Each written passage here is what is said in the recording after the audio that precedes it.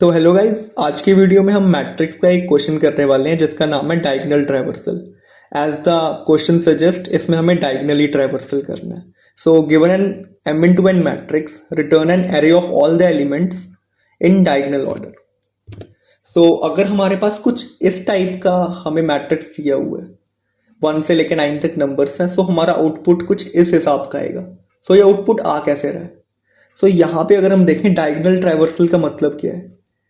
सबसे पहले हम ये वाले डायगोनल में गए, डायगोनल हुआ ना एक मैट्रिक्स का ये, ठीक है। उसके बाद हम इस डायगोनल में गए, राइट। सो यहाँ पे हमारे पास 4 और 2 आ गया। देन हम इसके अगले डायगोनल में गए, सो यहाँ पे हमारे पास 7 5 3 आ गया। देन हम इसके अगले डायगोनल में गए तो हमारे पास 8 और 6 आ गया। एंड फाइनली हमारे पास 9 आ गया, ठीक है। नाउ अब ये क्या बोल रही है कि अब ट्रैवर्सल होगा कैसे कि पहला डायगोनल में 1 आया, सो हमने 1 आउटपुट में दिया। देन हम जो अगली डायगोनल में हम इस टाइप से जाएंगे। अगर पहले हम लेफ्ट से राइट जा रहे थे तो उसके बाद हम राइट से लेफ्ट जाएंगे।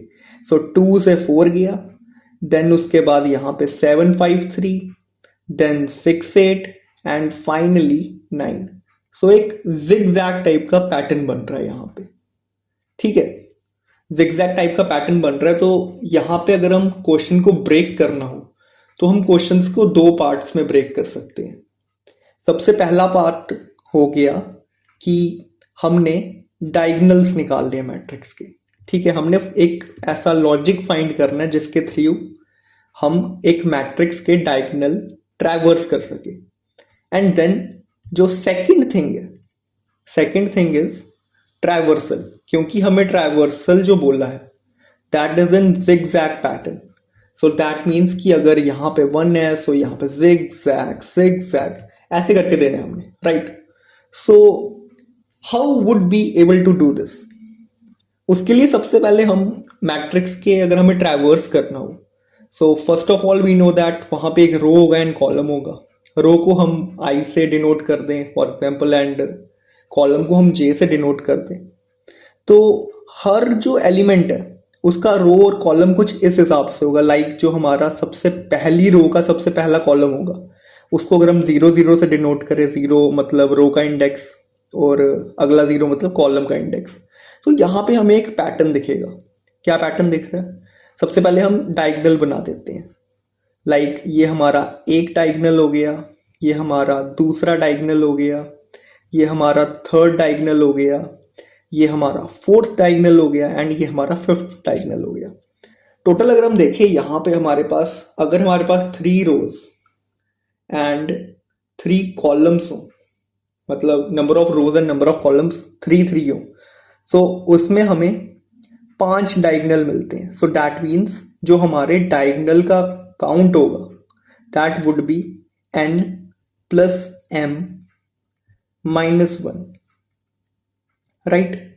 अभी कुछ लेना देना नहीं है इससे, बट स्टिल तो ये हमारा एक होगा कितने नंबर ऑफ डायगोनल्स होंगे एक मैट्रिक्स में, तो उसका ये फॉर्मूला आ गया। बट जो चीज पे हम नोटिस करना चाहते हैं वो है एक कॉमन पार्ट आपको मिलेगा। अगर एक डायगोनल में एक एलिमेंट है तो उसमें एक कॉमन पॉइंट है। वो कॉमन पॉइंट क्या है? That is its sum. I and J का सम वो हमेशा कांस्टेंट रहता है एक डायगोनल में। कैसे? अगर हम फॉर एग्जांपल इस डायगोनल को पकड़ लें, ठीक है। इस डायगोनल को अगर हम पकड़े यहाँ पे हमें क्या दिख रहा है? जो हमारा ये वाला इंडेक्स है, यहाँ पे रो की वैल्यू 2 है और कॉलम की 0 है। यहाँ पे सम आ गया 2। जो उसके ऊपर वाला है वहां पे 1 1 है, so which brings the sum 2 and ऊपर is 0 2, so 2। So if you notice यहाँ पे सम आ रहा है हमारा 2 2 2, सेम सम है यहाँ पे। तो एक हमें कॉमन पॉइंट मिल रहा है यहाँ पे कुछ सोचने के लिए। सिमिलरली अगर हम यहाँ पे देखें, यहाँ पे हमारे पास एक ही एलिमेंट है और उसका सम आ रहा है 0। और अगर हम एंड रो में देखें, एंड रो में भी हमारे पास एक ही एलिमेंट है और उसका सम आ रहा है 4, ठीक है। अभी तक हमें बस एक ही ऐसा डायगोनल मिला है जिसमें ये प्रॉपर्टी सेटिस्फाई हो रही है। तो हम बीच वाला केस भी देख लेते हैं। बीच वाले केस में क्या हो रहा है? बीच वाले केस में हमारे पास आ रहा है 1 0, सो उसका सम बन रहा है 1। एंड 0 1 उसका सम बन रहा है 1, right.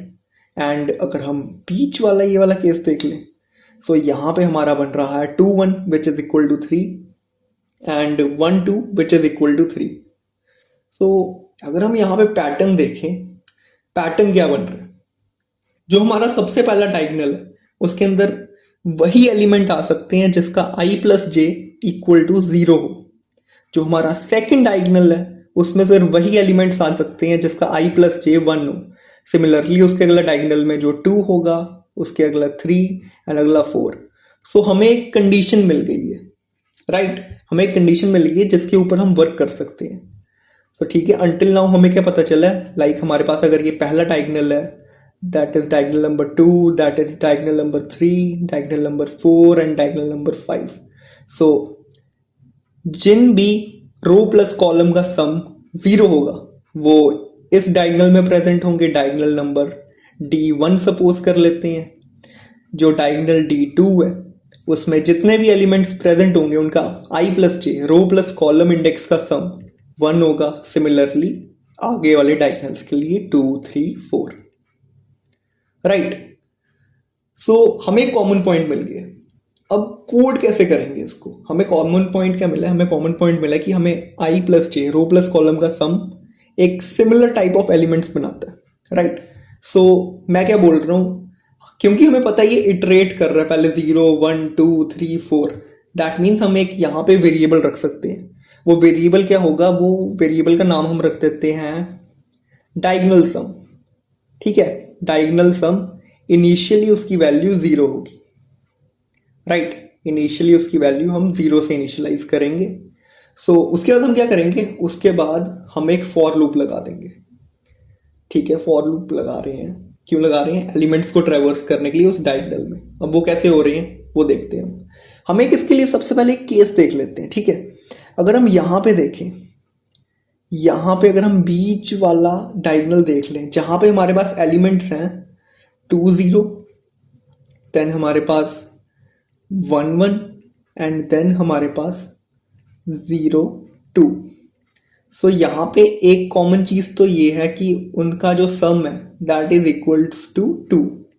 But another thing is ये हमारा ith इंडेक्स है एंड ये हमारा jth इंडेक्स है। सो अगर हम देखें विद टाइम, अगर जैसे जैसे ये हमारी आगे जा रही है डायगोनल, तो जो हमारा i है, जो हमारा i है वो हमारा माइनस माइनस हो रहा है। कैसे, ये देखो यहाँ पे पहले 2 था, 2 के बाद हमारा 1 हुआ एंड 1 के बाद 0 हो गया। और जो हमारा j है, कॉलम है, वो टाइम के साथ प्लस प्लस होता जा रहा है। सो अगर इनिशियली अगर वो हमारा 0 था तो 0 के बाद वो 1 हुआ एंड 1 के बाद 2 हुआ, तो हमें एक और ऑब्जर्वेशन मिल गई, ठीक है। ठीक है, अब हमारे पास एक ये वाली ऑब्जर्वेशन भी आ गई है। तो मैं क्या बोल रहा हूँ, अगर हमें ट्रैवर्सल करना है सो हम इनिशियली कंसिडर कर लेते हैं कि i की वैल्यू 0 है, या फिर सिंस हम नीचे से ऊपर जाना चाहते हैं, ऊपर से नीचे, वो हम बाद में देखेंगे, बट हम i को 0 कंसिडर कर लेते हैं। तो अगर हमारा i की वैल्यू इक्वल टू 0 है, ठीक है, फॉर एग्जाम्पल i की वैल्यू इक्वल टू 0 है, सो j की वैल्यू क्या होगी, j की वैल्यू होगी हमारा जो ओवरऑल सम था। जैसे यहाँ पे ओवरऑल सम 2 था, सो यहाँ पे वो हमने कहाँ स्टोर किए हुए, हमारे डी सम में। सो जो डी सम है, डी सम में से हम माइनस कर देंगे अगर i को, तो हमारा j आ जाएगा। और अगर बाय चांस ये i और j, i and j valid index हुए, वैलिड इंडेक्स कैसे, अगर उसकी वैल्यू 0 से बड़ी एंड जो उसका रो या कॉलम का जो साइज है उसके जितनी हुई, तो वो एक वैलिड केस है। सो वैलिड केस में हम क्या करेंगे, मैट्रिक्स में जाके इस i j को एक्सेस कर लेंगे, राइट। एक्सेस कर लिया और अब हम उसे एक वेक्टर में स्टोर कर देंगे, राइट। और हम वेक्टर में स्टोर करके ये क्वेश्चन सॉल्व कर देंगे। सो क्या लॉजिक बना, अब लॉजिक बना कि हमने एक वेरिएबल लेना है जो कि एक इटरेटर टाइप का होगा, ठीक है, टाइम के साथ प्लस प्लस होता जाएगा। उसके अंदर हमने एक फॉर लूप चलाई जिसमें हमने इनिशियली i की वैल्यू 0 रखी एंड विद टाइम वो i की वैल्यू कहाँ तक जाएगी, टी सम तक जाएगी। और जो जे है, जे का फॉर्मूला बना J equal to D sum minus I, क्योंकि हमें जो ओवरऑल सम है वो डी सम की इक्वल रखना है।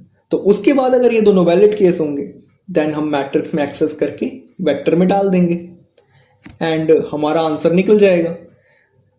बट यहाँ पे एक केस है कि यहाँ पे हम देखें जो अभी हम कर रहे हैं, यहाँ पे जो अभी हमने यहाँ पे किया है वो हमें किस हिसाब से आंसर देगा। वो पहले प्रिंट करेगा 1, देन करेगा 42, देन करेगा 753, देन प्रिंट करेगा 86, देन प्रिंट करेगा 9। सो ये जिगजैग पैटर्न में नहीं है, राइट, जिगजैग पैटर्न में नहीं है। तो जिगजैग पैटर्न में बनाने के लिए हम क्या कर सकते हैं, तो हमने यहाँ पे देखे हमने 2 क्वेश्चन पूछे थे।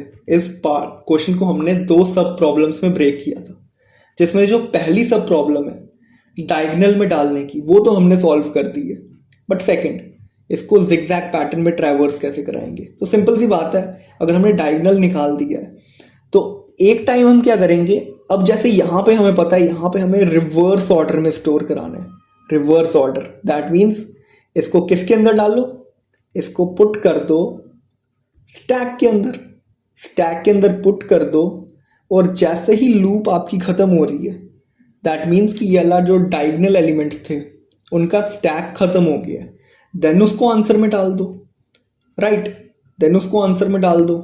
एंड एल्स अगर बाय चांस कुछ इस टाइप का डायगोनल है सो उस केस में कोई स्टैक में डालने की ज़रूरत नहीं है, डायरेक्ट अपने आंसर में डालो। सो इसको इम्प्लीमेंट करने के लिए हम सिंपल एक यहाँ पे वो ले लेंगे कि अगर हमारा जो डी सम इटरेटर, जो हमारा डी सम इटरेटर है वो अगर ऑड है, अगर वो ऑड है तो उस केस में अलग फंक्शनैलिटी कर दो, उस केस में स्टैक में मत डालो। और अगर बाय चांस वो इवन है सो उस केस में स्टैक में डाल दो, और उसके बाद जैसी फॉर लूप खत्म होगी उसके बाद एलिमेंट्स को एक्सेस कर दो, राइट। सो यहाँ पे हमने लॉजिक बना दिया है इस प्रॉब्लम का। लीड कोड पे ये मीडियम लेवल की प्रॉब्लम है। अगर हम टाइम कॉम्प्लेक्सिटी और स्पेस कॉम्प्लेक्सिटी की बात करें, सो जो टाइम कॉम्प्लेक्सिटी है, सिंस एक 2 फॉर लूप तो हमने लगानी पड़ेगी एक्सेस करने के लिए यहाँ पे, लेकिन डायगोनल एक्सेस हो रहा है तो हर मैट्रिक्स से क्वेश्चन में 2 फॉर लूप नहीं लगती हैं। लेकिन यहाँ पे अगर हम देखें, यहाँ पे पहले हम एक डी सम वाली लूप लग रही है जो इटरेट हो रही है हमारी, राइट। डी सम हमारा जब तक इटरेट होगा, और वो कब तक होगा उसका हमने फॉर्मूला यहाँ पे निकाला था, n + m-1। तो टाइम कॉम्प्लेक्सिटी तो सबसे पहले हम लिख देते हैं एक n + m-1, एंड देन उसके अंदर फॉर लूप चल रही है। और फॉर लूप वर्स्ट केस में कितनी देगी, फॉर लूप वर्स्ट केस में कितनी टाइम कॉम्प्लेक्सिटी देगी, सो इट वुड बी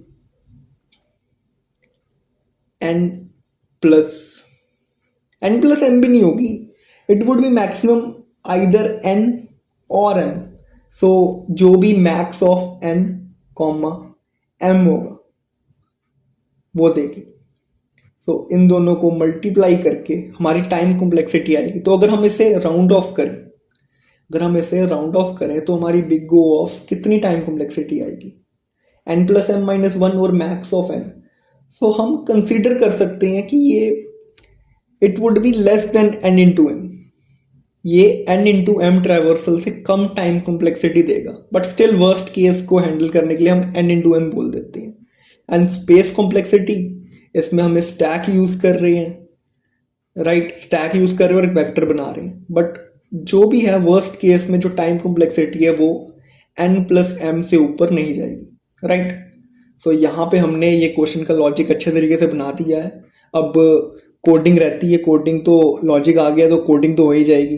अगर सोल्यूशन देखना है so here is the solution. सबसे पहले हमने ऊपर रो और कॉलम बनाई है जो वैलिड केस चेक करने के लिए कि क्या i इंडेक्स और j इंडेक्स वैलिड है भी कि नहीं। देन हमने यहाँ पे एक i जो हमारा इटरेटर है, जो मैंने लॉजिक समझाते टाइम डी सम रखा था। देन एक वाइल लूप लग रही है जो n + m तक जा रही है, वही जो हमने देखा था यहाँ पे कि डी सम की मैक्सिमम वैल्यू कितनी होगी, n + m-1। सो देन उसके बाद यहाँ पे इफ एल्स कंडीशन लगा दी है कि इफ, ये उसी के लिए कि अगर स्टैक में डालना है कि नहीं वो बताने के लिए। सो यहाँ पे एक फॉर लूप लग रही है, एक फॉर लूप में डायरेक्ट हम आंसर में पुश बैक कर रहे हैं, वाइल दूसरे केस में हम स्टैक में पहले डाल रहे हैं एंड देन उसको रिवर्स ऑर्डर में आंसर में पुश बैक कर रहे हैं और एंड में हम रिटर्न कर रहे हैं आंसर। सो इसी के साथ हमने लीड कोड का question number 498 diagonal traversal easily solve कर दिया है। लॉजिकल क्वेश्चन है, किसी ये इस टाइप का क्वेश्चन है, किसी को बहुत आसान लगेगा, किसी को बहुत मुश्किल लगेगा, बट एक अच्छा लॉजिकल क्वेश्चन था जब मैंने सॉल्व किया था। सो अच्छा लॉजिक था, मज़ा आया था। सो आई होप कि आपको समझ आया हो and here we go off fair.